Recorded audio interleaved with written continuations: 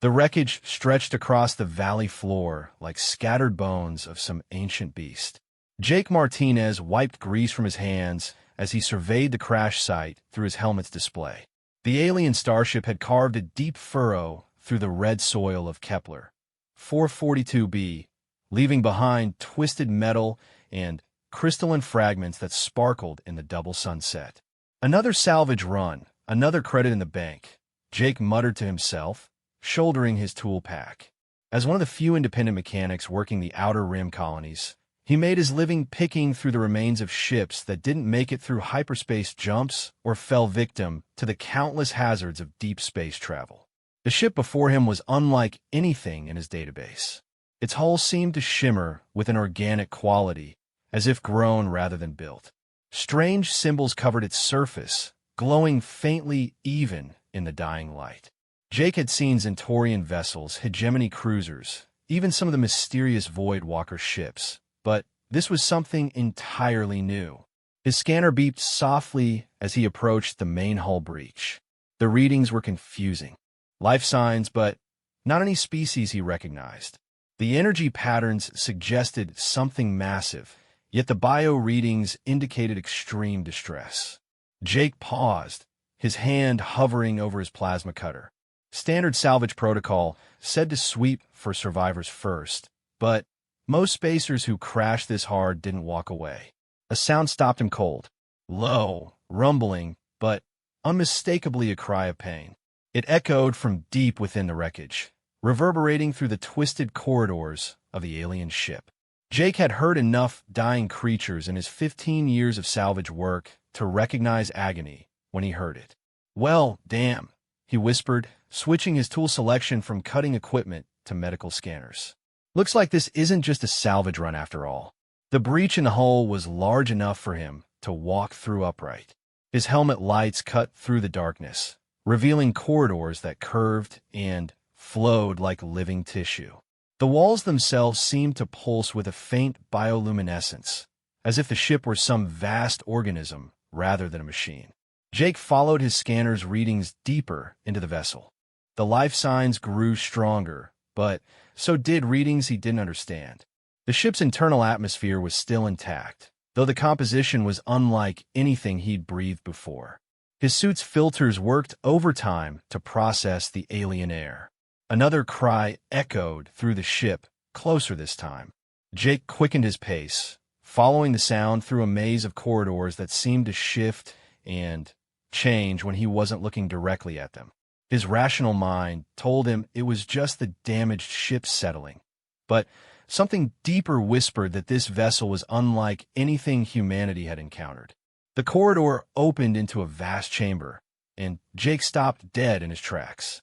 Before him lay the most magnificent and terrifying creature he had ever seen. The dragon was easily 40 feet long, her scales shifting between deep emerald and brilliant gold in his helmet lights. But what made Jake's breath catch was the obvious suffering of the magnificent being. Her rear legs were trapped beneath a massive piece of the ship's superstructure, clearly crushed in the crash. Dark fluid that could only be blood pooled around the debris. The dragon's great head was raised, her golden eyes fixed on something beside her, and Jake followed her gaze to see a smaller form huddled against her flank. The baby dragon was no bigger than a house cat, its scales a lighter shade of green with silver highlights. It was clearly injured as well, one wing bent at an impossible angle, but it pressed close to its mother's warmth. The sight hit Jake harder than any plasma blast. The mother dragon noticed him then, her massive head swiveling toward his position. Jake expected aggression, the fierce territorial response most large predators showed when cornered and injured. Instead, the dragon's eyes held something he recognized from his own species in moments of desperation. Hope. She made a sound, low and musical, almost like speech. Her great head gestured toward her trapped legs, then toward her injured offspring. The message was clear despite the language barrier. "Help us." Jake approached slowly, his hands visible and empty of weapons. "Easy there, Mama," he said softly, his voice barely above a whisper. "I'm not here to hurt you." Let me see what I can do about those legs. His scanner painted a grim picture. The superstructure weighed at least 30 tons, far beyond what his portable equipment could handle. The dragon's legs were badly crushed, and from the readings, she was losing blood fast. Without immediate medical attention, she would die within hours. The baby might last a day longer, but not much. Jake sat back on his heels, thinking furiously. His salvage ship had a medical bay designed for human physiology, but the basic principles might translate. The real problem was the debris. He needed heavy lifting equipment, and the nearest colony was 3 days away by hyperspace. Even if he called for help immediately, it would arrive too late. The dragon watched him with those impossibly intelligent eyes, as if she understood his dilemma. She made another sound, softer this time, and Jake realized she was singing. The melody was hauntingly beautiful, a lullaby that seemed to calm her injured child. It also seemed to be a farewell. "No," Jake said firmly, standing and walking closer. "No, I'm not giving up on you. Either of you." He pulled out his plasma cutter and began examining the debris. The superstructure was made of the same organic-looking material as the rest of the ship, but his scanner detected stress points where the metal had twisted during impact. If he could cut at precisely the right angles, he might be able to create a controlled collapse that would shift the weight without crushing the dragon further. It was dangerous work. One wrong cut, and the entire mass could shift, killing the dragon instantly. But doing nothing meant certain death anyway. Jake began to cut, his plasma beam slicing through the alien metal with surgical precision. Sparks flew in the strange atmosphere, creating a light show against the bioluminescent walls. The mother dragon watched every move, occasionally offering what sounded like encouragement in her musical language. As he worked, Jake found himself talking to his unlikely patience. In 15 years of salvage work, I've never seen anything like your ship. It's beautiful in its way. Alive, almost." He paused to wipe sweat from his brow. "Where are you from? How did you end up crashed on this backwater planet?" The dragon responded with a complex series of sounds that might have been answers. Jake didn't understand the words, but the tone was conversational, almost grateful for the company during her ordeal. Hours passed. Jake's back ached from the awkward angles required for the precise cuts, and his plasma cutter was running low on charge. But slowly, carefully, he carved away sections of the debris. Each cut was calculated to transfer the load to other parts of the structure, gradually reducing the pressure on the dragon's trapped legs. The baby dragon had fallen asleep against its mother's flank, exhausted by pain and trauma. The mother continued her vigil, never taking her eyes off Jake as he worked. There was something almost human in her expression, a mixture of hope and desperate trust that made Jake's chest tight. Finally, with one last precise cut, Jake severed a crucial support beam. The remaining debris shifted with a grinding sound of tortured metal, and suddenly, the dragon's legs were free. She cried out, a sound of relief mixed with pain as circulation returned to her crushed limbs. Jake rushed forward with his medical scanner, assessing the damage. The legs were badly broken, but not beyond repair. His emergency medical supplies included bone knitters and tissue regenerators designed for human physiology, but the basic cellular repair functions should work on any carbon-based life form. "This is going to hurt," he warned, though he doubted she understood English. "But it should help with the healing." The dragon seemed to understand his intent, if not his words. She lay still as Jake cleaned the wounds and applied the medical devices. Her blood was indeed red, though with a slight golden tint that made it seem almost magical in his helmet lights. As the bone knitters began their work, Jake turned his attention to the baby dragon. The little one's wing was definitely broken, but it was a clean fracture that should heal well with proper care. Jake gently applied a smaller medical device to the injury, and the baby dragon made a soft chirping sound that might have been gratitude. With the immediate medical crisis addressed, Jake faced a new problem. The dragons needed ongoing care, but his salvage ship's medical bay wasn't designed for creatures this size. And he still didn't know if they were intelligent beings or simply very sophisticated animals. The mother dragon solved that question by speaking. The words were an accented but recognizable galactic standard, the trade language used throughout known space. Her voice was deep and melodious, with an accent unlike anything Jake had heard before. "You have saved us, small one," she said, her golden eyes fixed on his helmet. "I am Ethes of the Stellar Winds clan. This is my daughter, Lyra. We are in your debt." Jake sat back, stunned. Intelligent. Not only intelligent, but capable of speaking galactic standard. This changed everything. "I'm Jake Martinez," he managed. "I'm a salvage mechanic. I was just here to strip your ship for parts, but—" He gestured at the medical equipment still attached to her legs. "I couldn't leave you to die." Ethes tilted her great head, studying him with new interest. A scavenger with a conscience. How unusual. There was no mockery in her voice, only curiosity. "Most of our encounters with your species have been less pleasant. You've met humans before?" "A few. They were soldiers, mostly, or traders looking to exploit our people's resources." Her expression grew sad. "We are not welcome in most of the galaxy, Jake Martinez. Dragons are seen as monsters from primitive worlds, useful only for our scales or our fire." Jake felt a flash of anger on her behalf. He'd seen enough of the galaxy's darker side to know that prejudice and exploitation were common wherever different species met. "Well, you're welcome on my ship if you want. I've got a medical bay that can monitor your healing, and my cargo hold is big enough for both of you." Ethes stared at him for a long moment. "You would take 2 dragons onto your vessel, without knowing our capabilities or intentions?"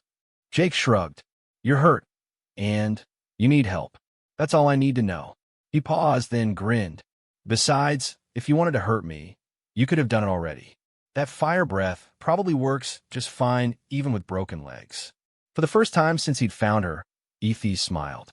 It was a terrifying expression on a creature with teeth like curved daggers, but Jake found it oddly comforting. "You are either very brave or very foolish, Jake Martinez." "Probably both," Jake admitted.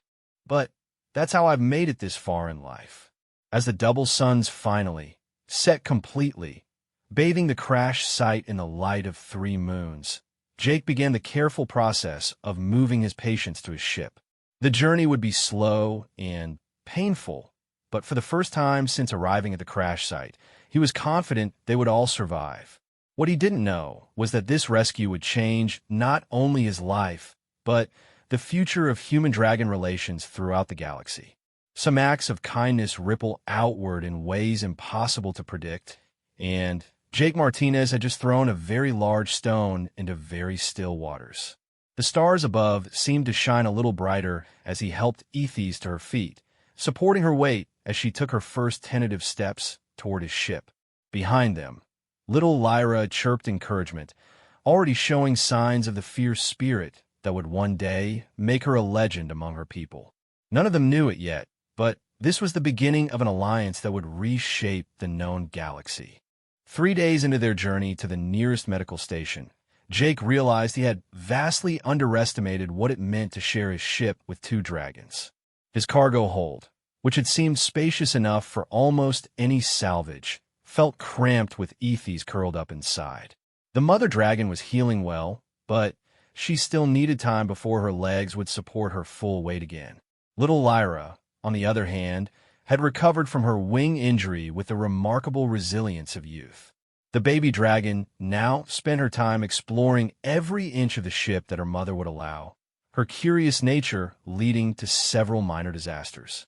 Jake had already replaced 2 control panels that had been melted by experimental puffs of flame, and rewired the food synthesizer after Lyra decided its humming was offensive and needed to be silenced. "She means no harm," Ethes said apologetically as Jake crawled out from under the navigation console, having just repaired the damage from Lyra's latest adventure. Dragon children learn by testing boundaries. In our communities, there are others to help guide them. Jake wiped his hands on his coveralls and smiled. "It's fine. I was the same way as a kid. My father used to say I took apart more machinery than some entire maintenance crews." He paused, watching as Lyra discovered the holographic star map and began batting at the projected systems with her tiny claws. Although I never breathed fire on anything I broke. Fire is instinctive, Ethes explained. When dragons feel strong emotions, especially surprise or frustration, flame often follows. She will learn control as she grows older.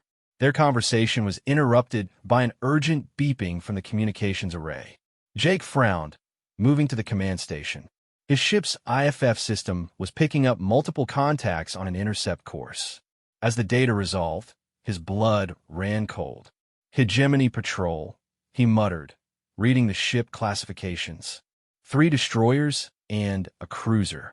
What the hell are they doing out here? Ethes lifted her great head, nostrils flaring. Dragons had senses far beyond human capability, and she often detected things Jake's instruments missed entirely. They had been following us for some time, she said quietly. I sensed their presence yesterday, but hoped they would pass by. Following us? Why would the hegemony be interested in a salvaged ship? The answer came as an incoming transmission filled the bridge with the image of a stern-faced woman in the black uniform of a hegemony admiral. Jake recognized the insignia, Admiral Sarah Chun, known throughout the Rim territories for her aggressive expansion policies and hatred of non-human species. Independent vessel Lucky Strike. This is Admiral Chun of the Hegemony Fleet. You will prepare to be boarded for inspection. Jake activated the response channel, keeping the camera angle carefully positioned to show only himself. Admiral, this is Captain Martinez. I'm on a routine salvage operation with proper documentation. Is there a problem? Chen's eyes narrowed. Our intelligence suggests you may be harboring dangerous alien fugitives. Specifically, members of the dragon species that attacked a hegemony research station last week. Behind him, Jake heard Ethes make a sound of distress. Research station, she whispered. They mean the breeding facility. The place where they were torturing our young ones. Jake kept his expression neutral, but his mind raced. The hegemony had been capturing dragons for experimentation. That explained why Ethes had been so wary of humans initially. It also meant that Chen wasn't here for a routine inspection. She was here for his passengers. I haven't seen any dragons, Admiral. Just empty space and asteroid fields. Chen leaned forward, her smile predatory. Then, you won't mind if we search your vessel. For your own safety, of course. Dragons are extremely dangerous creatures. They killed 17 of my people when they destroyed that station. They were defending children, Ethes said softly, her voice carrying clearly enough for the comm system to pick up. Chen's expression shifted to triumph. Thank you for confirming my suspicions, Captain Martinez. Harboring enemies of the hegemony is treason. Surrender the creatures immediately, and you might live to see trial. Jake cut the transmission and turned to face Ethes. How fast can you move? The dragon mother struggled to her feet, testing her still-healing legs. Fast enough, if necessary. But, Jake, you don't understand what you're risking. The hegemony will mark you as an enemy. Your life among humans will be over. Maybe, Jake said, his hands flying over the ship's controls. But I've never been much for authority anyway. And I'll be damned if I'm going to hand over a mother and child to people who experiment on kids. He activated the ship's emergency systems, routing all available power to engines and shields. The Lucky Strike wasn't built for combat, but she was fast and had a few tricks that most military vessels didn't expect from a civilian ship. The first missiles arrived just as Jake finished his calculations. The ship bucked under the impact of the hegemony destroyer's warning shots, clearly intended to disable rather than destroy. They wanted their prizes intact. Hold on, Jake called out, engaging the hyperdrive with a course that would take them deeper into the uncharted regions beyond the Rim territories. The Lucky Strike leaped forward, stars stretching into lines as they escaped normal space. But their reprieve was temporary. The hegemony ships followed immediately, their military-grade hyperdrives allowing them to match Jake's course exactly. Within minutes, they dropped back into normal space in an asteroid field that Jake had hoped might provide cover. They're too fast, Jake muttered, watching the tactical display as the pursuit ships close distance. And too well armed. I can't outrun them in open space. Lyra chirped something in the dragon language, and Ethes responded with a complex series of sounds before turning to Jake. My daughter suggests that we might be more useful than you realize. I'm not putting either of you in danger. You're still healing, and she's just a child. Ethes fixed him with those golden eyes that seemed to look straight through him. Jake Martinez, do you know why dragons breathe fire? Hot chemical reaction in specialized glands. Jake guessed, still focused on evasive maneuvers as missile fire lit up the space around them. That is the mechanism, yes, but not the purpose. Ethes moved carefully toward the cargo bay doors, Lyra following close behind. Dragons breathe fire because we can survive in the vacuum of space for short periods. Our fire is not just a weapon. It is a propulsion system. Jake stared at her, understanding dawning. You want to go outside? During a space battle, the hegemony ships are not expecting resistance from dragons they believe to be captured cargo. Sometimes the best strategy is to become something your enemy does not expect. Before Jake could object, Ethes was activating the cargo bay's emergency release. The bay doors opened to reveal the star-filled void beyond, and without hesitation, both dragons launched themselves into space. Jake watched in amazement through the external cameras as mother and daughter spread their wings in the vacuum. Their scales seemed to shimmer with inner light, and when they breathed fire, the flames created perfect thrust vectors that sent them gliding between the asteroids with impossible grace. The lead hegemony destroyer, focused on pursuing Jake's ship, never saw them coming. Ethes struck first, her massive claws tearing through the ship's hull like tissue paper. Secondary explosions bloomed along the destroyer's flank as she breathed fire directly into the breach, the superheated plasma wreaking havoc on internal systems. Lyra, despite her small size, proved just as effective. The baby dragon was fast and agile, darting between point defense turrets too quickly for the automated systems to track. Her flames might not have been as powerful as her mother's, but she was precise, targeting sensor arrays and communication equipment with surgical accuracy. The remaining ships found themselves fighting an enemy they had no doctrine for handling. Space combat was supposed to involve ships firing at other ships across vast distances, not winged creatures that could survive in vacuum and use asteroids as cover. Within minutes, 2 destroyers were crippled, and the cruiser was retreating toward the edge of the system. Jake activated the cargo bay retrieval system as the dragons glided back toward his ship, their impromptu battle over as quickly as it had begun. Both looked exhilarated by the fight, Lyra performing barrel rolls through space, while Ethes maintained the dignified composure of a warrior who had just proven her point. That, Jake said as they settled back into the cargo hold, and he restored atmosphere, was the most incredible thing I've ever seen. You're both amazing. Ethes preened slightly at the compliment, while Lyra chirped happily and tried to show off by breathing a small puff of flame that spelled out letters in Galactic Standard. They were shaky and imperfect, but clearly readable. Thank you. You taught her to write in Standard?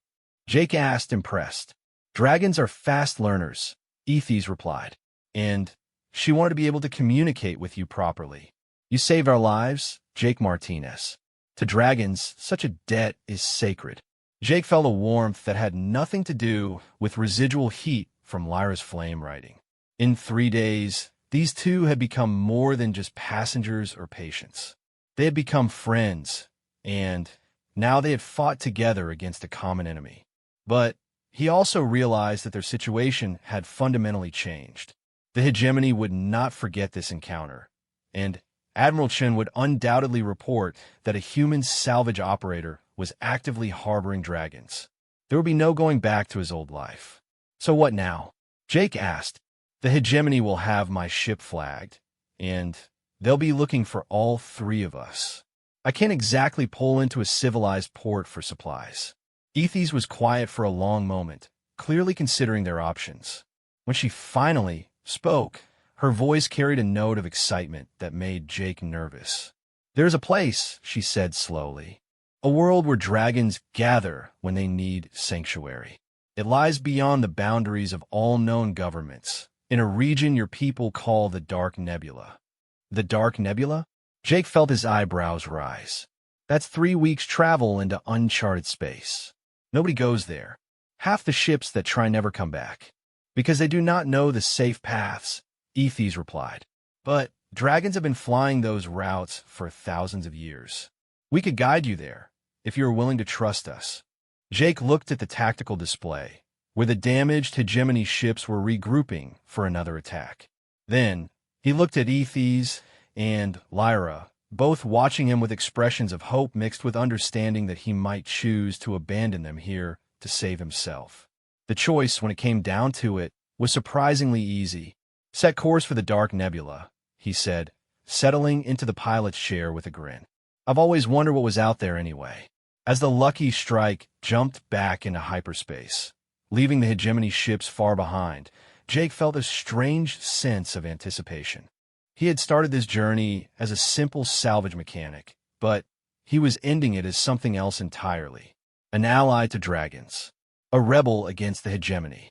A man traveling toward the unknown with the most unlikely companions imaginable.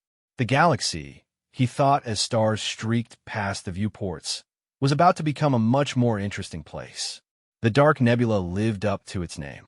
Jake had navigated through plenty of dangerous space in his salvage career, but nothing had prepared him for the twisted maze of gravitational anomalies, electromagnetic storms, and spatial distortions that guarded the approaches to Dragon space. Without Ethes guiding him through channels invisible to his instruments, the Lucky Strike would have been torn apart within hours. Dropped to sublight speed, Ethes instructed as they approached what looked like a solid wall of swirling cosmic dust. The passage ahead requires precise timing. Jake throttled down, trusting the dragon's senses over his own readings. "I have to ask, how do dragons even find these routes? My sensors are showing nothing but chaos out there." "Dragons perceive more than most species," Ethes explained, her eyes closed in concentration as she felt for something Jake couldn't detect. "We sense the magnetic fields, the gravity wells, the quantum fluctuations that most technology cannot read. It is how we originally learned to navigate between stars before we developed ships." Lyra, who had grown noticeably larger during their journey, pressed her snout against the viewport with obvious excitement. The baby dragon had been chattering in her native language for the past hour, clearly recognizing familiar space. "She remembers this place?" Jake asked. "She was born here," Ethes replied. "The sanctuary world of Draconarath, hidden heart of our people's territory. She has been eager to return home and show her clan the brave human who saved us." Jake felt a familiar knot of nervousness in his stomach. "Speaking of which, how exactly are your people going to react to me? I mean, after what happened with the Hegemony Research Station." Ethes turned to study him with those penetrating golden eyes. "That depends entirely on how you present yourself, Jake Martinez. Dragons respect strength, courage, and honor above all else. You have demonstrated all three." She paused, a slight smile playing around her massive teeth. "Although your species' tendency towards self-deprecation may confuse them." The cosmic dust walls suddenly parted like curtains, revealing a passage that Jake's instruments still insisted wasn't there. As they flew through the twisting corridor, the nebula around them began to glow with an inner light that painted their ship in shades of gold and crimson. Then they emerged into clear space, and Jake's breath caught in his throat. The sanctuary world hung before them like a jewel against the star field, its surface a patchwork of green continents and blue oceans. But what made the sight truly spectacular were the dragons themselves. Hundreds of them flew through space around the planet, their scales catching starlight as they soared between floating cities that seemed to grow organically from massive asteroids. "Welcome to Draconarath," Ethes said softly, "the last free world of the dragon clans." As they approached the planet, Jake became aware of voices in his mind. Not words exactly, but impressions and emotions that felt like communication. The dragons were speaking to each other telepathically, and somehow he was picking up fragments of their conversation. Curiosity, surprise, wariness, and from some quarters, outright hostility. They're talking about me, Jake realized. I can sense it somehow. The proximity to so many dragons is awakening latent psychic abilities, Ethes explained. Humans have the capacity for telepathic communication, but it usually requires a catalyst to emerge. You may find the experience overwhelming at first. Jake was about to respond when his communications array suddenly activated itself, filled with the image of the most magnificent dragon he had yet seen. This one was ancient beyond measure, scales like polished obsidian shot through with veins of silver. When she spoke, her voice carried the weight of centuries. I am Valdris, eldest of the Stellar Winds clan and speaker for the Council of Sanctuaries. Ethes, daughter of my heart, you have returned safely. But you bring with you a human, and the scent of hegemony weapons still clings to your scales. Ethes bowed her great head respectfully. Honored grandmother, I bring Jake Martinez, who saved both my life and Lyra's when we crashed on Kepler 442b. He risked everything to heal our injuries and bring us home, even fighting against his own species when they sought to capture us. The ancient dragon's gaze shifted to Jake, and he felt the full weight of her attention like a physical force. Human, you claim to be friend to dragons, yet your people have declared war upon ours, capturing our children for experimentation and hunting our adults for sport. Why should we trust any member of your species? Jake took a deep breath, knowing that everything depended on his next words. Because I judge individuals by their actions, not their species. Yes, some humans have done terrible things to your people, but some dragons might have done equally terrible things to humans if the situations were reversed. What matters is choosing to be better than the worst of what we're capable of. Valdris tilted her head, studying him with eyes that seemed older than stars. Wisdom unexpected in one so young. But words are easy, human. Actions reveal truth.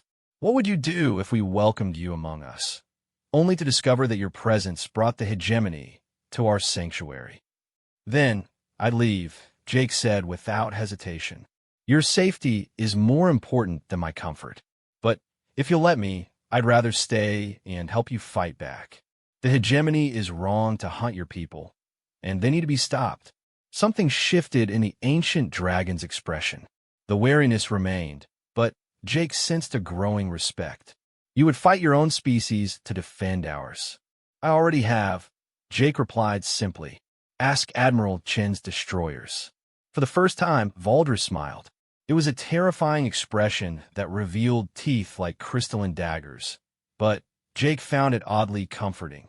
Indeed, we felt the echoes of that battle through the quantum fields. 3 ships damaged, minimal casualties, surgical precision in the strikes. Ethes and Lyra fought well, but they had guidance. Strategic thinking that merged human tactical knowledge with dragon capabilities.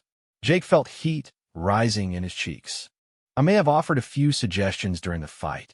Lyra chose that moment to chirp something in dragon speech, her young voice carrying clearly over the communication channel.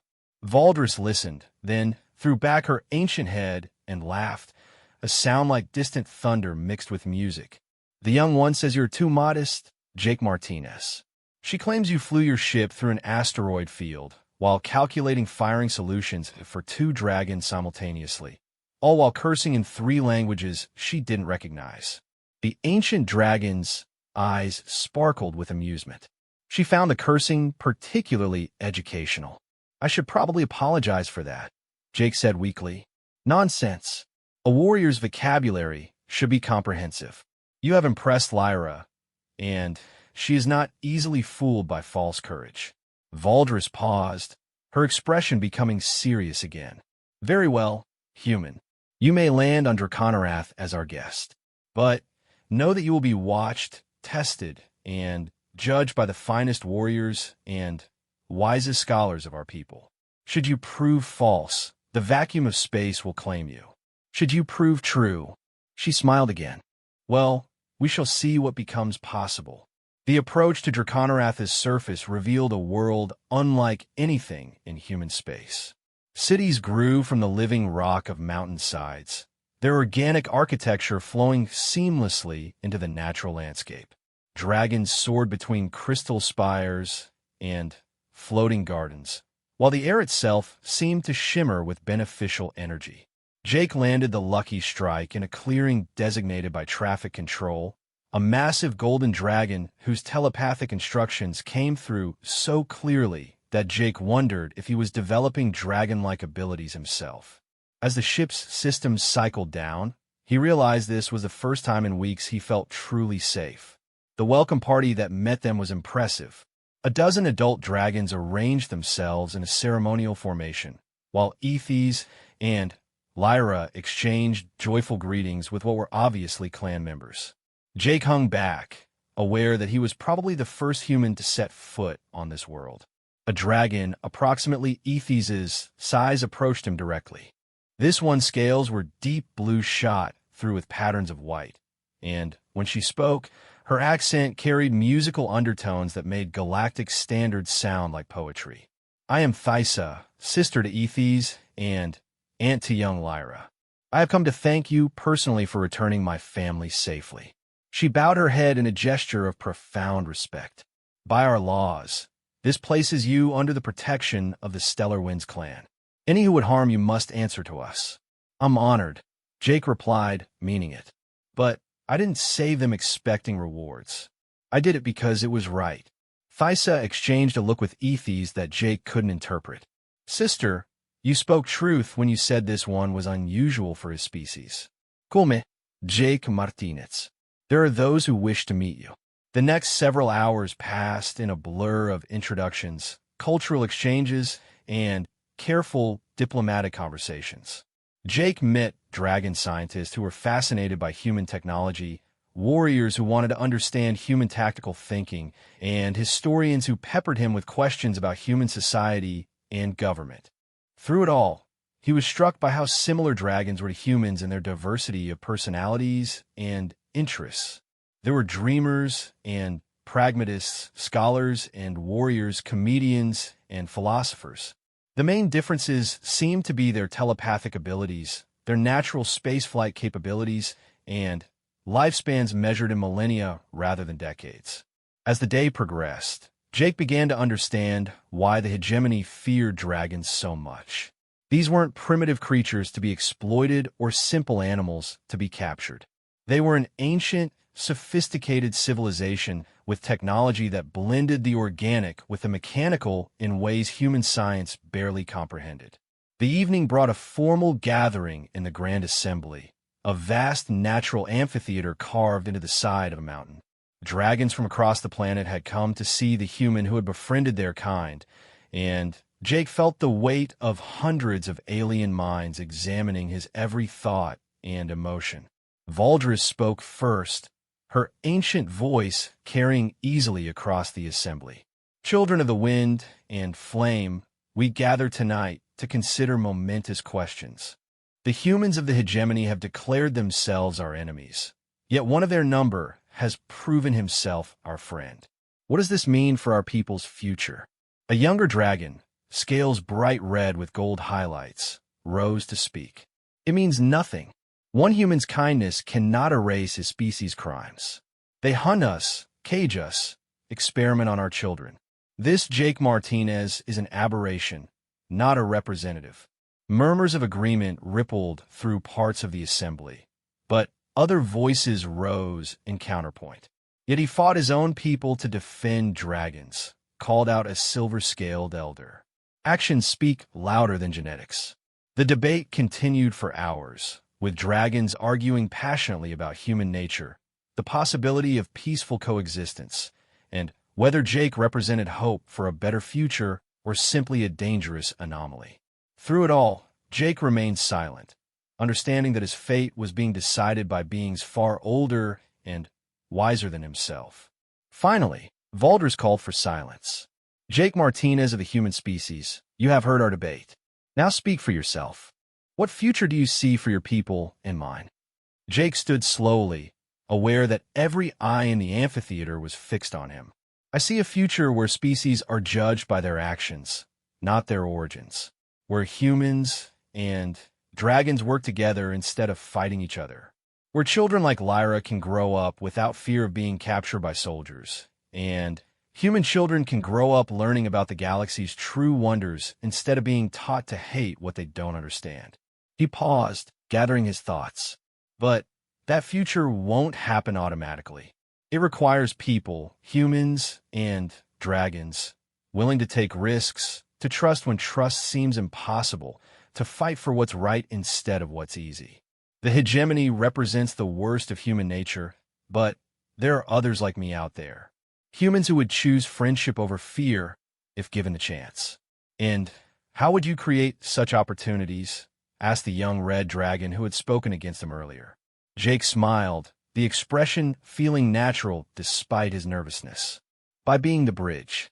Dragons need human allies who understand both cultures.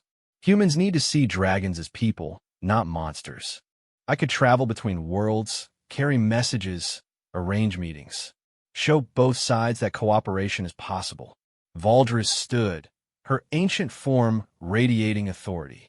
You would become an ambassador between our species? Leave your own kind to serve as mediator between two civilizations. Already left my own kind, Jake replied. The moment I chose to help Ethes and Lyra instead of turning them over to the hegemony. This isn't about abandoning humanity. It's about helping humanity become better than it is. The ancient dragon was silent for a long moment, her eyes closed as if listening to voices Jake couldn't hear. When she finally spoke, her words carried the weight of prophecy. Very well, Jake Martinez. The Council of Sanctuaries accepts your proposal. You will serve as the first human ambassador to the dragon clans, with all the privileges and responsibilities that entails. But know that this path you choose will be difficult. Many of your own species will consider you a traitor, while many of mine will always view you with suspicion. Worth it, Jake said simply, if it means kids like Lyra can grow up in a better galaxy. The assembly erupted in a mixture of approval and dissent, but the decision had been made. As dragons began to disperse, Ethes approached with Lyra at her side. The baby dragon, now large enough to reach Jake's waist, nuzzled against him with obvious affection. So, Ethes said, amusement coloring her voice, Ambassador Jake Martinez. It has a nice sound to it. Jake laughed, scratching Lyra behind the horns in a spot that made her purr like an oversized cat. A few weeks ago, I was just a salvage mechanic trying to make enough credits for my next meal. Now I'm a diplomatic representative for an entire species. How did my life get so complicated? You chose to do what was right instead of what was safe, Ethes replied. Such choices have a way of changing destinies. As they walked back toward the landing field where the lucky strike waited, Jake felt a sense of completion that had nothing to do with ending and everything to do with beginning. Tomorrow would bring new challenges, new opportunities to build bridges between worlds that had known only conflict. The stars overhead seemed brighter than usual, as if reflecting the possibilities that lay ahead. Jake Martinez, salvage mechanic turned ambassador, looked up at them and smiled. The galaxy was vast and full of wonders, and for the first time in his life, he felt like he was exactly where he belonged.